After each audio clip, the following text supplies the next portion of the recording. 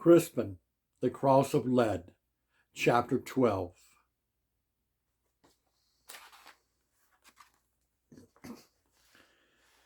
Sometimes I ran. Sometimes all I could do was walk. All I knew was that if the steward overtook me, and he with horse, I'd not survive for long. With every step I took and with every look back, I shed tears of grief. That the death of Father Quinnell had to do with my mother and me, I didn't doubt.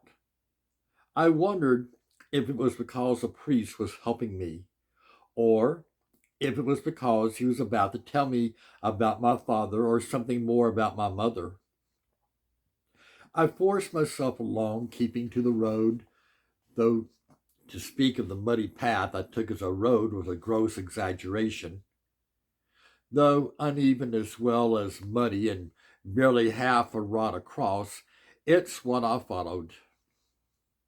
I had gone but for a short time when I realized I'd lost a sack of food Goodwife Peregrine had given me. I halted, even considered going back to find it, but knew that would be folly. I'd have to forage as I went.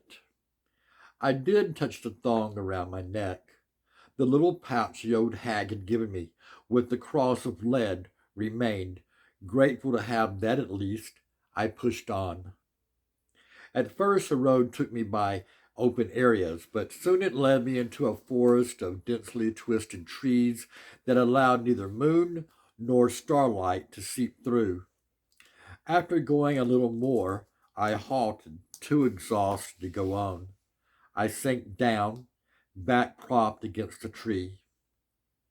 Though worn out from my flight, my close escape, not to mention my churning emotions, I could not rest.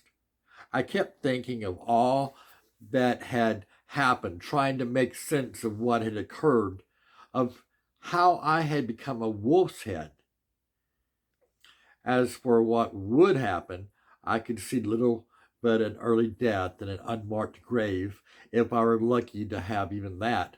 What's more, I knew that if I died alone, without the benefit of sacred rites, I'd plunge straight to hell, and my torments would go on forever. Unable to sleep, I sat amidst the swimming darkness, staring at every random rustling and crackling that came to ear. Then the wind began to moan, causing branches to stir and trees to creak and knock one upon one another. These sounds were lanced by the hooting of the devil's own bird, an owl. Far worse were the sullen silences that suggested something lurking near.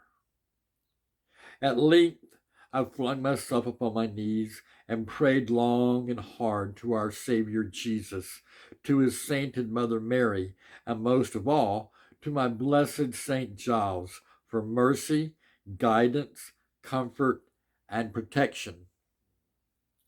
This putting myself in God's merciful hands brought me a little relief, enough to allow me to fall into an irregular sleep, unsure what the next day would bring.